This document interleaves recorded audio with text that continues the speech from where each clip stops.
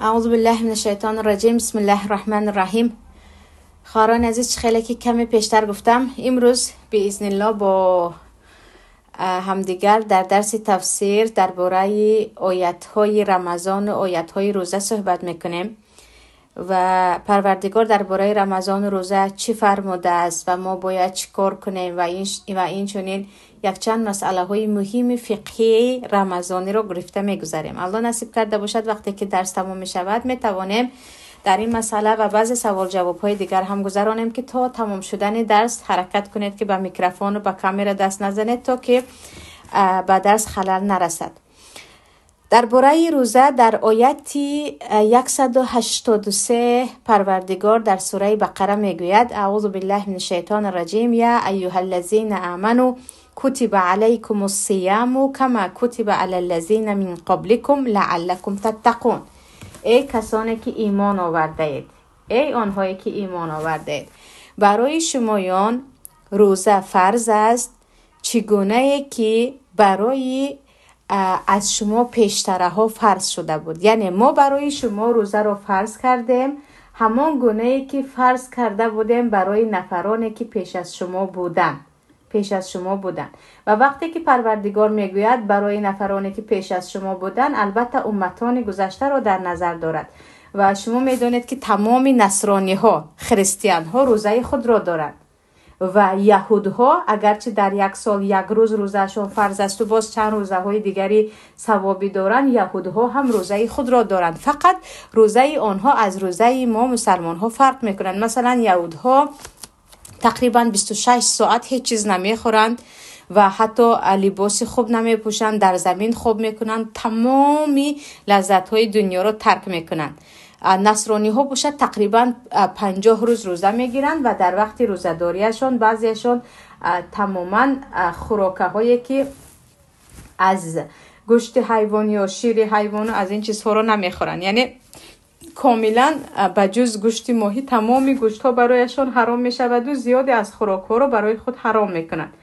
و 50 روز تقریبا 50 روز نصرانی ها روزه خود رو دارند و پروردگار میگوید همون گونه‌ای که روزه رو برای امتان پیش از شما بوده ما فرض کرده بودیم، برای شما هم این مسلمان ها فرض کرده بودیم. اما روزه نصرانی ها رو در بعض روایت ها میگویند که خواهرها روزهشون برای آنها هم مثل مسلمان ها 30 روز بود، اما آنها تغییر دادند، پیشواز گرفتند و 10 روز همراه کردند، 40 روز شد، بعد ازش هم باز 10 روز دیگر کردند و 50 روز کردند. برای همین هم برای مسلمان پیشواز رمضان مکروه هست که پیامبر من کردند که یکی شما بر رمضان یک روز دو روز همان روزی که پروردگار گفت از آن زیادی را به خود فرض نکنید. و عجیبش این است که در همین جا الله میگه لعلکم تتقون، ما برای شمایان روزه را فرض کرده تا که شمایان شاید که از جمله تقواداران گردید. وقتی درباره روزه گپ میزنیم معنای روزه چی است؟ یکم همین سوال میاد، آره؟ یعنی روزه میگیرم یا صوم به کلمه عربی معنایش چی است؟ معنای روزه داری از تمامی شکننده های روزه، از پگاهی روزی تا بگاهی روزی، یا گفتیم از دمیدن صبح تا غروب خود را نگه داشتن است. و بعضی علما میگن از تمامی حرام کرده های الله، چی غیبت باشد، چی حقارت باشد، چی جنگ و جنجال باشد، هر چیزی که الله حرام کرده است از آن دست کشیدن از صبح تا غروب است. و حدیث را تقریبا چندین بار گفته هستیم، حدیثی که در بخاری هست که پیامبر صلی الله علیه و سلم میگویند من لم یدع قول الزور والعمل به فلیس لله حاجة فی ان یدع طعامه و شرابه. هر کسی که قول زور یعنی تهمت کردن و بدگویی و عملهای بد را ترک نمی کند در رمضان، پروردگار به گرسنگی و تشنگی او نیاز ندارد. یعنی برابر روزه‌گیریت وقتی تو نیت کرده که من امروز از پگاهی تا شام روزه دار هستم، باید زبانت هم نیت بکند که مثل شکمت که به چیزهای حلال حتی دست نمیزند. آره، ما در وقت رمضان چیزهای حلال رو به خود حرام میکنیم. پروردگار به ما نخورید و ننوشید میگوید، نان حلال رو نمیخوریم و آب حلال رو نمینوشیم که برای ما چی است؟ از صبح تا شام برای ما حرام است و زبان رو هم ما باید چیکار کنیم؟ روزه بگیرانیم. و همینجا میگوین یعنی روزه معنایش از شکننده های روزه خودداری کردن است، یا از تمام حرام کرده های الله بهترش چی گوییم؟ خودداری کردن است. و وقتی که پروردگار میگوید لعلکم تتقون، سبحان الله، شاید که شما از جمله تقواداران گردید. یعنی روزه سبب می شود که شما در حقیقت وقتی روزه رو به خاطر الله گرفتید، خالص به خاطر الله، نه به خاطر مردم و برای رضایت الله، شما شاید از جمله تقواداران گردید. برای چی؟ برای آن که نگاه کنید در وقت روزه داری تو حاکم می شوی به نفس خودت. و در دنیا یکی از بزرگترین دشمن ما این نفس ما هست، یعنی خودمون هست که آن نفسی که آن یا گفتیم حسی درونی، وجدان درونی که ما رو به بدی ها راهنمایی میکنه. نفسی که خواهشاتی که ما داریم، مثلا چیزهایی که حرام است یا شبهه دارد خور میگوید ما خودمون رو داشته نمیتوانیم و میخوریم. گپایی که برای ما حرام است او گفتنش رو دوست میدارد و ما هم به زبان میآوریم. و یک انسان، یک مسلمان در رمضان با تمامی هستیش کوشش میکند که حاکم شود بالای نفس خودش را زنجیربند کند و حتی حلال نخورد. یعنی حتی چیزی که حلال است ما برای خود چیکار میکنیم؟ به خاطر الله حرام میکنیم که نه، پروردگار نخور گفت من نمیخورم. و خیلی میدونید از شکننده های روزه همخوابگی هست که زن و شوهر همخوابگی که برایشان حلال است در رمضان به خود حرام میکنند و این رو میتوانند. یعنی تا اندازه انسان حاکم به نفس خودش می شود. و در حقیقت وقتی همین چیز رو فکر کردید خواهران عزیز، همین رو بدونید که شما 30 روز رمضان می توانید نفس خودتان را زنجیر بند کنید از خوردن، از نوشیدن، از بدزبانی که آره میدونیم هستن بعضی روزدارانی که بدزبانی هم نمی کنن، اما بیشتری روزداران تماما بی آزار می شود. یعنی بالای زبان خود هم می توانند سرداری کنند یا زبان خود را هم خود می توانند زنجیر بند کنند. پس کسی که 3 روز این کار رو کرده توانست او از اهل تقوا شد و در بقیه سال هم می تواند. برای همین پروردگار چی میگوید؟ روزه وقتی تو با خود حاکم بودن را یاد میگیری، حاکم بودن بالای معده‌ات، بالای زبانت، بالای دیگر شهوتت را یاد میگیری که نه برای من این چیزها حرام است، این چی میشود؟ الکی تو برای خودت یک نفر میشوی که نفس خودت را خودت زنجیر بند کردی، نفس خودت را خودت زنجیر بند کرده. و از همین است که روزه سبب می شود که من و شما اگر به خاطر الله روزه داریم از اهل تقوا گردیم ان شاء الله. اما شرط دارد که همانگونه که پروردگار میگوید همانگونه چیکار کنیم؟ روزه گیریم. و در دوامش الله میگوید ایام معدودت، روزهای با شما. روزه 1 سال برای شما فرض نیست، 6 ماه برای شما فرض نیست، در 1 سال فقط 1 ماه از 12 ماه 1 ماهش را الله میخواهد که شما از صبح تا شام تشنه بمانید و گرسنه بمانید و زبان را هم از آلایش نگه دارید و از شهوت خودداری کنید تا که چی گردید؟ این برای خودتان، برای فایده خودتان است. اولا شما تقوا را کسب میکنید، دیگرش نفس خود را، لجام نفس خود را میکشید.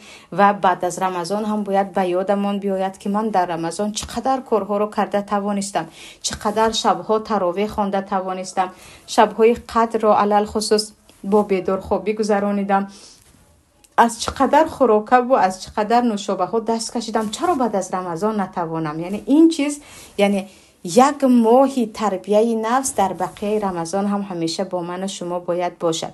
الله میگوید ایام معدودت، روزهایی با شما. فمن کان منکم مریضا او علی سفر فعدة من ایام اخر. اما آنهایی که از شما بیمار هستند یا در سفر هستند آنها می توانند روزهای دیگر روزه بگیرند. یعنی کسی که بیمار است و او می داند که با گرفتن روزه بیماریش زیاد می شود که این گونه هم بیمارها هستند، او می تواند بعد از شفا یافتنش روزه گیرد. یا آنهایی که در سفر هستند و به سبب سفر می دانند که خیلی مشقت می کشند، برای آنها رخصت است. اما همین را دانید که خواهران عزیز، بیمار از بیمار فرق میکند، سفر از سفر فرق میکند. مثلا بعضی بیماران هستند که آنها اگر روزه گیرن یکم عذاب میکشن اما بیماریشان نمی افزاید. مثل ما و شما که هر کس علل خصوص در گرما در روزه عذاب میکشد. پس تقوا کنید و من بیمارم گویم بهانه نجستید اما روزه بگیرید. اما گفتید نه 100% روزه به سلامتی هم ضرر دارد، در این وقت شما میتوانید بعد از بهتر شدن بگیرید. اما عجیبش این است که حاضر میدانید قریب تمام طبیبانی که نو پیدا شده ایستادن، چه از امریکا و چه از اروپا باشند، چه از عرب و چه از عجم، میگویند روزه به کسی در حیاتش ضرر نکرده است و نمیکند. این یک شایعه و بافته هایی هست که میگویند نه روزه گرفتی تو بیمار میشوی. ولیکن به هر حال الله میگوید این رحمتی الله هست که اگر یک بیمار هستید شما میتوانید روزهای دیگر روزه بگیرید و بعد از شفا یافتن. و این چنین سفر، درباره سفر خواهران عزیز میدونید که در زمانی که قرآن نازل شده زمان پیامبر بود، سفر مثل سفر امروزه نبود. برای از یک شهر به دیگر شهر رفتن یا پیاده می رفتن یا اینکه با شتر می رفتن یا با اسب و با خر می رفتن که مثل ما با ماشین و با پایزد و یا گفتیم با قطاره و با هواپیما نمی رفتن. یعنی سفر خیلی مشقت داشت و حتی بعضی صحابه های بودن که روزه داشته افتیده مانده بودن که پیامبر گفته بودن لیس البر الصوم فی السفر، اصلا این علامتی تقوا نیست که تو در سفر روزه داری و افتیده بمانی. و خودشان در ماه رمضان آب نوشیده بودن که تا دیگرها هم آب بنوشد. اما در ما حدیث خطا نکنم انس بن مالک بود یا ابو هریره که و یادم نمیرسد راویش که در سفر صحابه ها روزه می داشتن، بعضیشون روزه می گرفتن بعضیشون نه و کسی رو ملامت نمی کند. یعنی آدمی مسافر اگر داند که برایش سفر ضرر ندارد او روزه گیرد گناهکار نمی شود.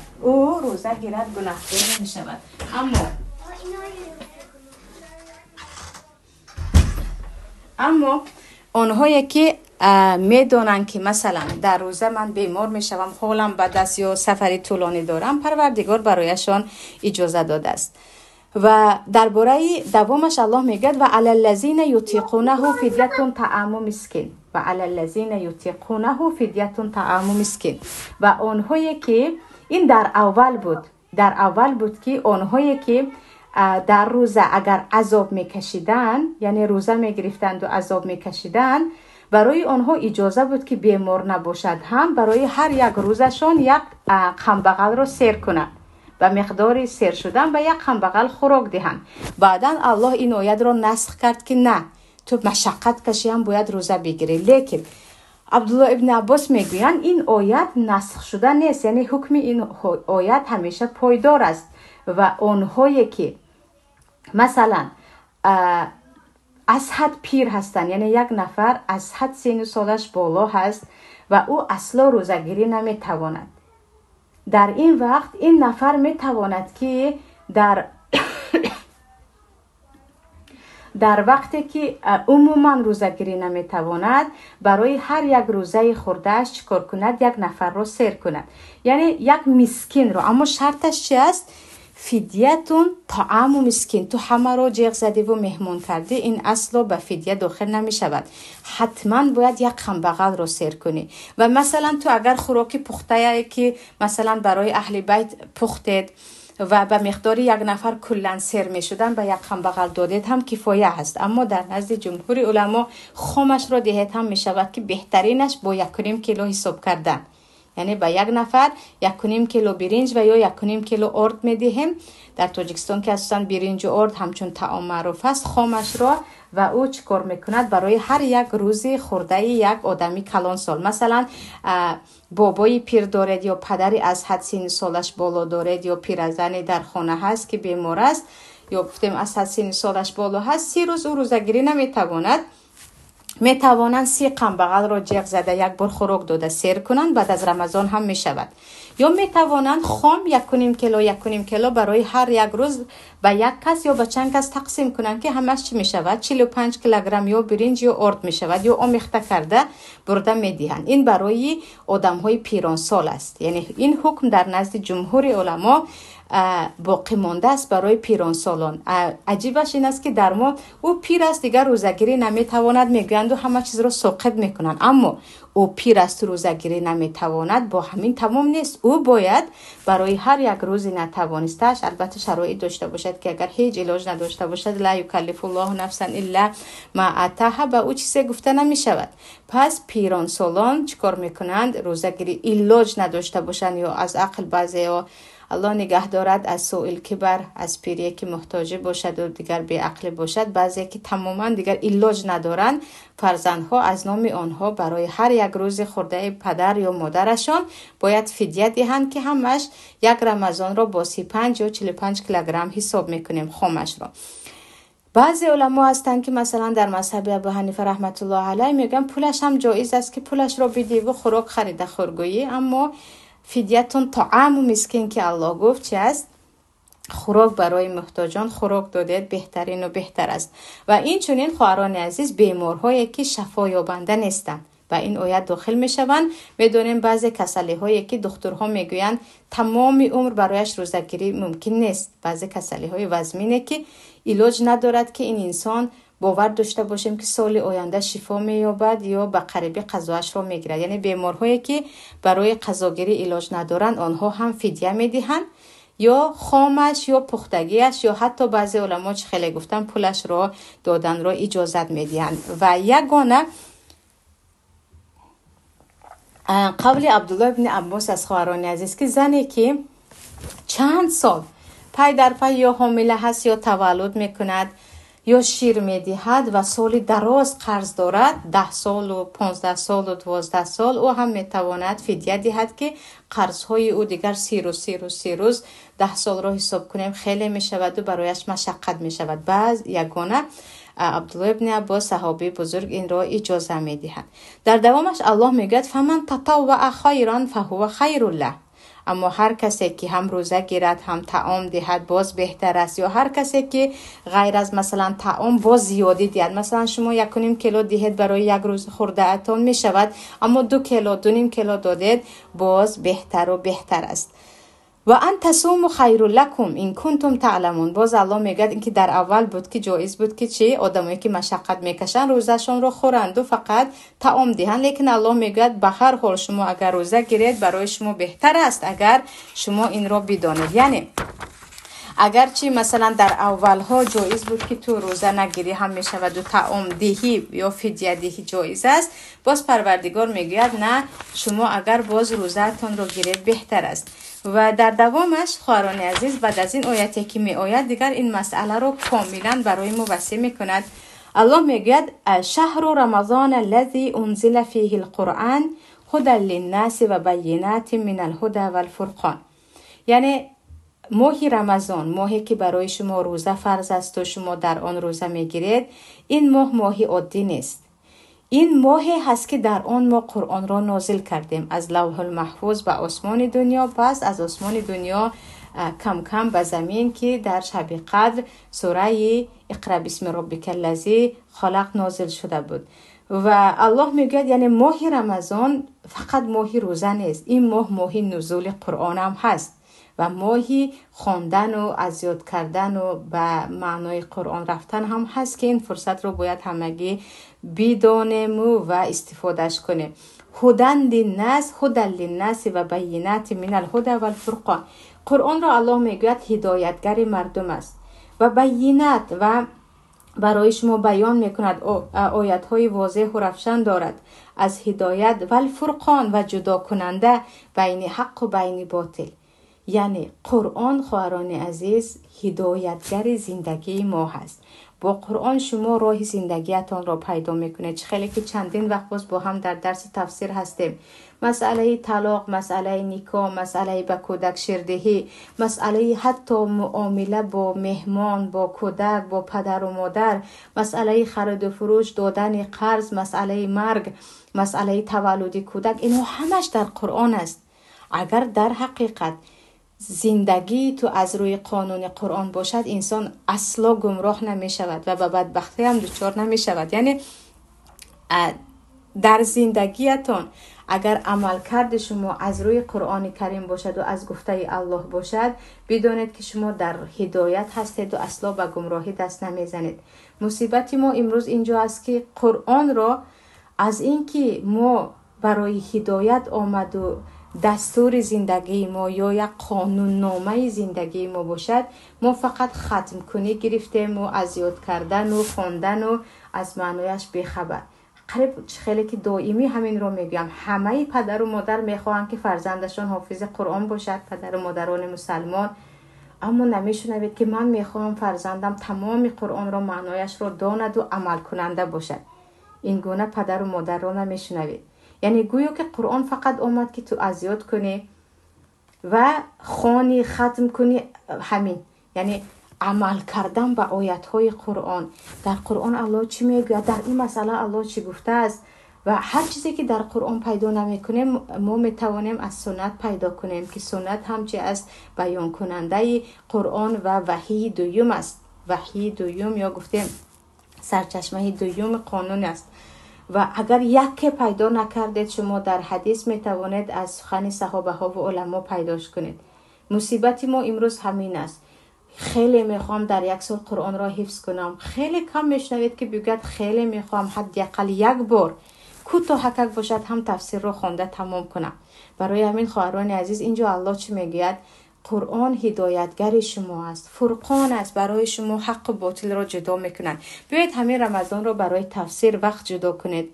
حاضر الحمدلله خواهرایی که زبان روسی میدانند، خیلی زیاد تفسیرها با زبان روسی هست. خواهرایی که فارسی خوانده میتوانند یا حتی برای گوش کردن صدای زیاد علمایی هست که البته بعضی ها هستند که تفسیر رو هم به بعضی عقیده و به بعضی راهها کشانده هستند، اما باز هم علمای حق هستند. یعنی بجز ختم قرآن و خواندن قرآن که البته ثواب دارد، اما مهمش این است که عمل شما چی باشد؟ قرآن باشد. عمل شما قرآن باشد که قرآن نآمد که فقط خوانید و ختم کنید و ببخشید برای گذشتگان و برای گذشتگان، نه، خوانید و عمل کنید. در عمل قرآن را نشان دهید که پیامبر را حضرت عایشه چی میگن؟ قرآنی بود که در روی زمین راه میگشت. یعنی عملا قرآن در پیامبر دیده میشد و صحابه ها به هر یک آیت قرآن هم حفظ میکردند و هم عمل میکردند. مصیبت ما این است که ما قرآن رو فقط خواندن گرفتیم و گمان میکنیم با همین ما خیلی ثواب میگیریم، با همین خیلی ثواب میگیریم. تو ثواب میگیری به شرط اون که عمل هم بکنی. زنی که فقط کارش ختم کردن و بخشیدن است و به یک آیت غیبت عمل نمی کند، به آیت تهمت عمل نمی کند، به آیت از شبهه دور شدن و از حرام دور شدن عمل نمی کند، از او چی فایده دارد؟ و ختم هایش از یک جا ختم میکنی، از یک جا اون چیزی که الله میگوید عکس آن را میکنی، همون چیزی که میخوانی. در دوامش الله میگوید، یعنی درباره ماه رمضان گفت، دوامش میگوید فمن شهید منکم الشهر فلیصم، و هر کسی که از شما این ماه را شاهد شود، یعنی برای آمدن رمضان شاهد هستید و ماه رمضان را آمدنش را شما دیدید، حتما روزه بگیرد. یعنی دیگر برای شما یگان مثل پیشتره اجازت نیست که روزه نگیری هم می شود. هر مسلمان وقتی ماه رمضان آمد باید روزه بگیرد. فقط و من کان مریضا او علی سفر فعدة من ایام اخر، اونهایی که بیمار هستند و چه خیلی گفته مسافر هستند، این رحمت الله هست که می توانند دیگر روزها روزه بگیرند. مشکل ندارد اگر آنها به خاطر بیماری، به خاطر مسافرت روزهشان را بخورند. یرید الله بكم اليسر ولا یرید بكم العسر. اصلا پروردگار برای شما مشقت نمیخواهد، پروردگار برای شما آسانی میخواهد. یعنی گمان نکنید که در روزه برای شما مشقت است. در گرسنگی که از صبح تا شام میکشید، در تشنگی که میکشید، در بیدارخوابی هایی که هسته، در بعضی خستگی هایی که به خاطر روزه می آید، گمان نکنید مشقت است اینها. نه، در اینها برای شما آسانی است. و اصلا گمان نکنید که مریض باشی هم، خیلی پیر باشی هم، در سفر طولانی باشی هم روزه گیری. نه، پروردگار به تو اجازه داده است که در این حالت ها روزه را بخوری. پروردگار در شریعتش هر چیزی که الله قانون کرده است اصلا برای بنده ها مشقت نمیخواهد. پروردگار میداند که هر چیزی که در قرآن است و هر چیزی که پروردگار از زبان پیامبرش به ما امر کرده است، ما از عهده‌اش میبریم. کرده می توانیم و شریعت الله برای هر یک انسان در کل دنیا بوده موافق است که او عمل کرده می تواند. ولی تکملوا العدة ولی تکبروا الله علی ما هداکم ولعلکم تشکرون. پس شما ای مسلمان ها این روزهای معین 30 روزه یا 29 روزه رو چه خیلی میدانیم ماه‌های هجری یا ماه‌های اسلامی از محرم و ذوالقعده و ذوالحجه و رمضان و شعبان و اینها همشون یا 29 روزه میشوند یا 30 روزه میشوند. یعنی یک خیل 30 روز نمیروند یا 31 روزه نمیشوند. پس شما همین رمضان رو که بعضا 29 روز میآید بعضا 30 روز میآید که این رو ماه رو دیده معین میکنن کاملا روزه بگیرید و در آخرش برای آن که پروردگار شما را توفیق داد که روزه را گرفته توانستید لتکبر الله الله اکبر بگوید. چیکار کنید؟ تکبیر گوید. برای همین از همون آخران یا گفتیم آخران روز رمضان و شب عید الکی وقتی ماه را دیدن که ماه شوال است و فردا روز عید است الله اکبر لا اله الا الله الله اکبر ولله الحمد گفتن شروع می شود. در اکثر کشورهای مسلمانی با میکروفون در مساجد میگویند که صدای تکبیر دیگر آمدن عید را به همه خبر میدهد. مشکلی در ما این هم من از گمان میکنم که این گونه تکبیرها رو نمیشنویم. ولی پروردگار چی میگوید؟ ولی تکبر الله علی ما هداکم. وقتی رمضان رو به پایان رسانیدید برای این هدایت که زیادی ها نتوانستن روزه گیرند برایشان میسر نشد یا به سبب بیماری یا به سبب اینکه توفیق نداشتن یا هدایت نداشتن اما پروردگار شما رو به این روز نصیب کرد و لایق دانست. الله را شکر کنید و چیکار کنید؟ تکبیر گوید. الله اکبر بگوید لعلکم تشکرون. شاید که شما از جمله شکرگزاران باشید. یعنی الله اکبر گفتن رمز شکرگزاری هست که باید چیکار کنیم؟ ما بعد از روزه را تمام کردن آخری روز رمضان از وقت عصر و از وقت شام اساساً که دیگر فردا ماه شوال را میبینن الله اکبر گفتن چقدر زیاد گفتید. خوب است که این امر پروردگار هم هست اگرچه فرض نیست گفتنش ثوابی کلان دارد.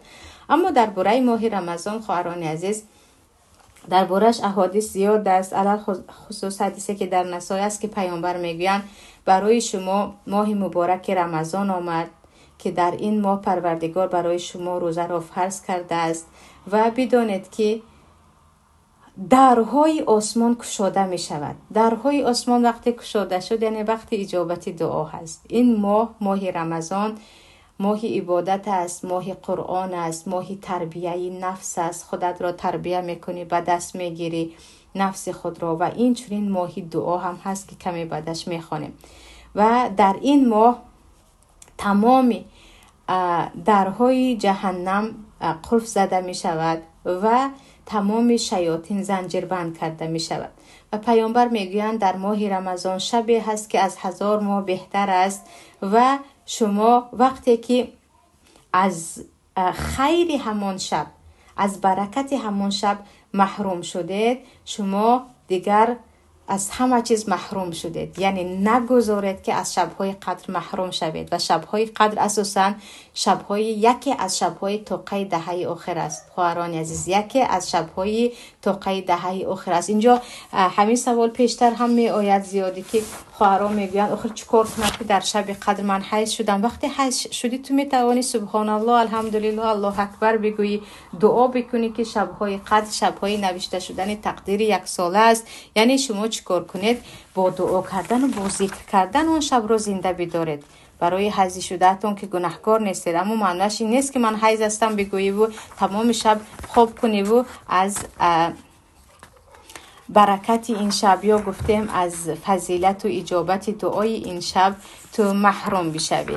و بعد از اینکه پروردگار برای ما روزه را و این چنین ماه رمضان را و بعضی از احکامش را گفت شروع میکند برای یکی از نشانه های اجابت دعا در این ماه بودن را فهمانیدن. در آیت 186 همین سوره بقره الله میگوید بعد از اینکه درباره رمضان صحبت کرد و درباره روزه صحبت کرد آیت درباره دعا میگوید و بعد از این شروع میکند باز دوام میدهد درباره شبهای رمضان چه حلال و چه حرام بودن. پروردگار میگوید و اذا سألك عبادی عنی فانی قریب اجیب دعوت الداعی اذا دعان فلیستجیبوا لی ولیؤمنوا بی لعلهم یرشدون. و وقتی بنده هایم مرا از تو میپرسند که پروردگار در کجا هست، بلند دعا کنیم یا با صدای پست دعا کنیم هم ما رو میشنود، اصلا چگونه دعا کنیم، از کجا بیابیمش. سبحان الله. الله میگه فانی قریب، به آنها بگو که من نزدیک هستم. وقتی بنده هایم مرا میپرسند بگو که من نزدیک هستم. یعنی اصلا گمان نکنید که شما وقتی دعا میکنید پروردگار در دور از تو، شاید دعای شما رو شنود شاید نشنود. نه، الله میگه اینی قریب، من نزدیک هستم، من دعای شما رو میشنوم. اجیب دعوت الداعی اذا دعان.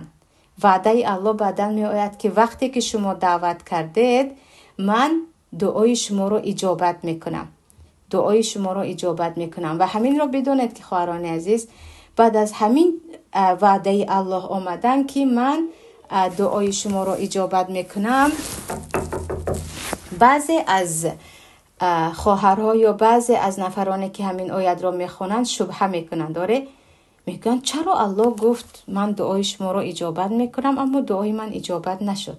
چرا دعای من اجابت نشد؟ الله خودش گفته ایستاده است که شما دعا کنید من نزدیکم اجابت میکنم اما دعای من اجابت نشد.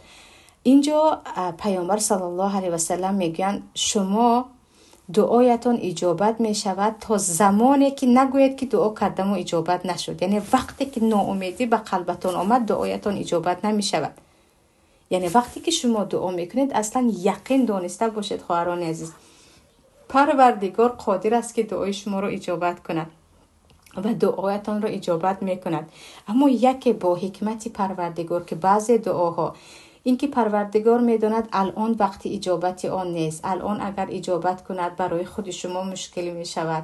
آره، مثل این که الان مثلا بعضی فرزندتان یک چیز رو خیلی از شما میخواهد، شما قدرت خریدنش رو دارید اما میداند که وقتش نیست، میگوید میخرم اما حاضر وقتی آن نیست، برای تو ضرر دارد. عیناً همین گونه پروردگار باز هم حکمتش و علمش و مهربانیش بالای ما میلیارد از پدر و مادرمون بالاتر است. پروردگار میداند که بعضی دعاهای ما الان وقت اجابتش نیست.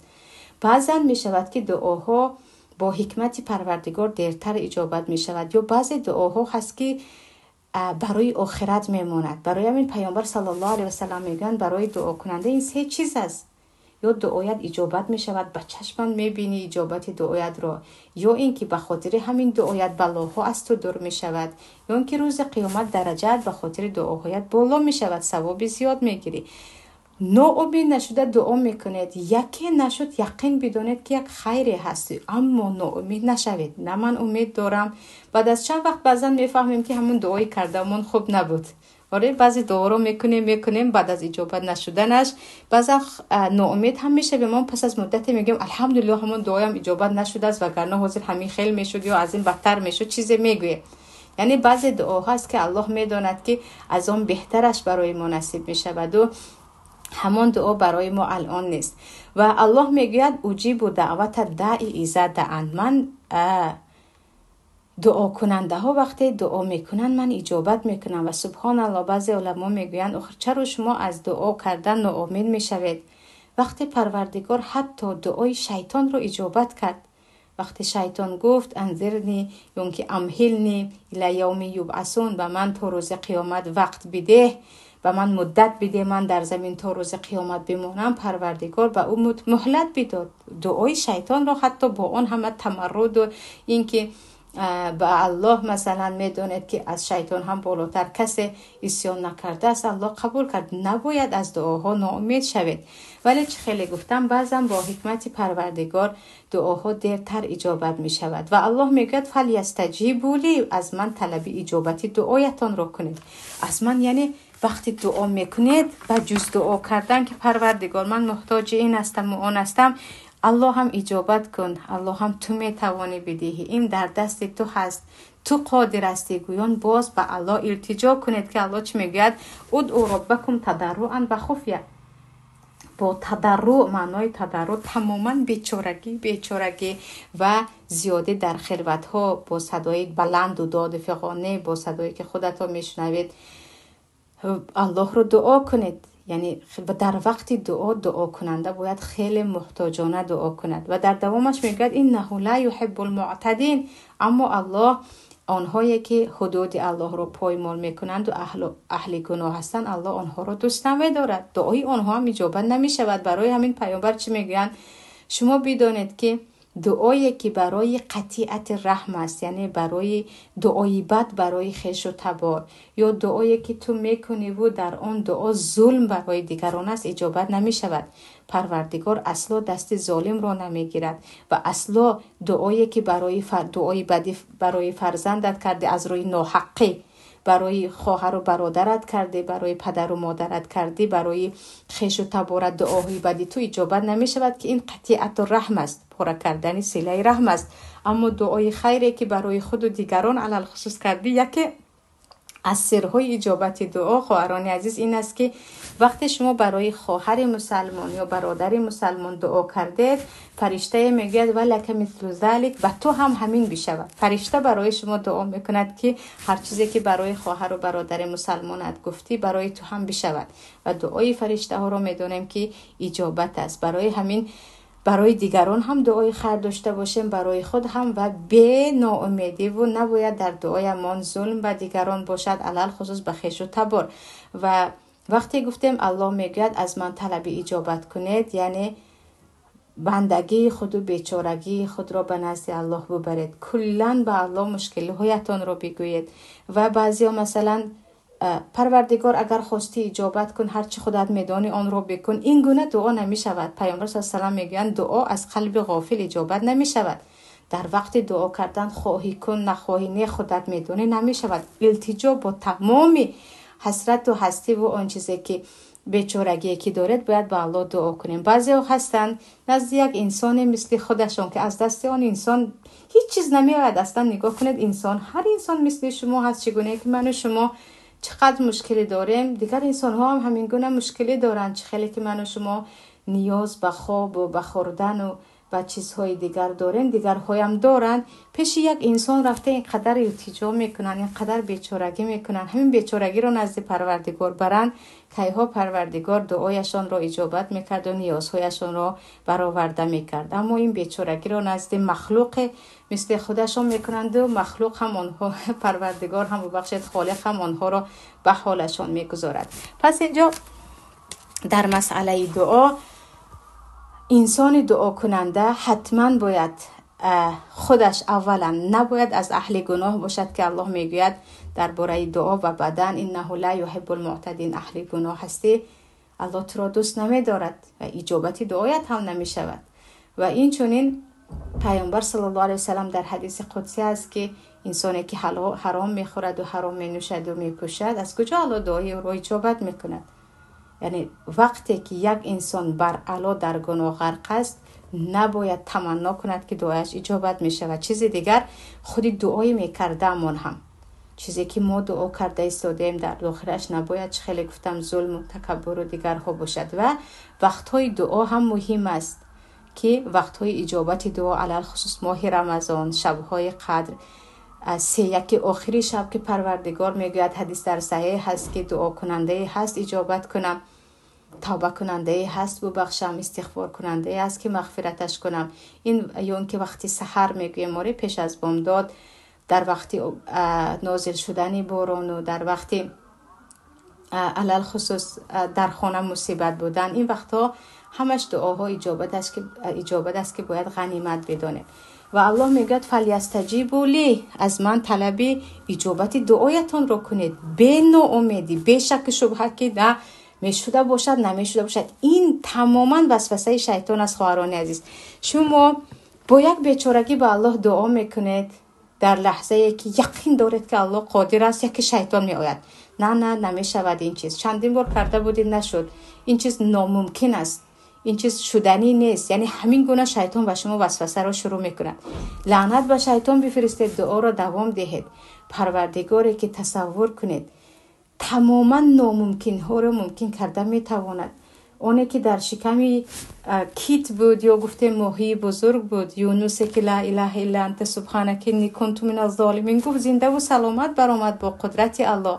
ابراهیمی که داخل آتش افتیده شد با اینکه حسبی الله و نعم الوکیل یا حسبی الله لا اله الا هو، با این دعا از آتش برآورده شد. پیامبر صلی الله علیه و سلم در غار، آن که دشمن در نزدشان بود و دیده نتوانست، دعاها یعنی دعای شما، بیچارگی شما به الله تمام ناممکنی ها رو ممکن میکند. به این یقین دان الله به همه چیز قادر است. هزار شیطان وسوسه‌تان کند، هزار انسان ها وسوسه کنند که نمیشدگی چیز است، به این باور نکن. یقین بدارید که نمیشده ها را الله میتواند که عملی گرداند و بشود. و الله چی میگوید؟ فلیستجیبوا لی ولیؤمنوا به. شما از من طلب اجابت دعا کنید و ایمان به من داشته باشید، ایمان به قدرت من داشته باشید، ایمان به قدرت الله داشته باشید که الله میتواند. شبهه در دلتان نآید که شما نمیتواند. زکریا بعد از 80 سالگی صاحب فرزند شدن. امروز خواهرها بعد از 40 سالگی کلا امیدشون رو میکنن که من دیگر صاحب فرزند نمیشوم. و زکریا خودشون از 80 سالگی گذشته بود، زنشون هم میدونید که دیگر از 50 و 60 بالا بودن. حضرت ابراهیم هم بعد از 80 سالگی صاحب فرزند بودن. یعنی تمام ناممکن ها را الله قادر است که ممکن کند، فقط به شرط اون که ما از دعایمان از قدرت الله ناامید نباشیم. لعلهم یرشدون، شاید که شما از جمله رستگاران یا اینکه راه یافتگان باشید. با دعاهایتان از جمله در راه راست بوده ها و راه یافته ها می شوید. و چه خیلی گفتم نباید اما ناامید شویم، نباید با وسوسه نفس و شیطان و انسان های شیطان صفت برویم که الله این را نمیتواند و اجابت دعای مرا نمیتواند و این فقط دعا بود. نه، یقین داشته باش که دعا اجابت می شود. اما از دل غافل دعا وقتی برآمد که و دهانت میگوید در قلب چیزی نیست، این گونه دعاها دیگر یک وقت قدر و قیمت ندارد. و این یک مشکلی دیگر است در معارف. در جماعت دعا کنید میگویند دسترخوان همه سر، همه به هر چی پریشان. نمیدونیم عقلی که با قلبش در نزد پروردگار است. با دل و با قلب باید دعا کنیم، نه اینکه به دهان بیاید و اما در دیگر طرفا در فکرمون چی هست و در دلمون چی هست ندانیم. پروردگار هم از دلهای ما با خبر است و هم از هرچی از زبان ما می آید به آن شنوا است. اینجا خواهران عزیز آیت 186 بود. 187 درباره حرام بودن همخوابگی در روزهای رمضان و این چنین حلال بودنش در شبها و بعضی احکام های دیگر است که اگر زنده و سلامت باشیم انشاءالله درس دیگر این آیت رو هم میگیریم و یعنی آیت های رمضان رو کلا به آخر میرسونیم. حالا باشه سوالی داشته باشید شروع کنیم.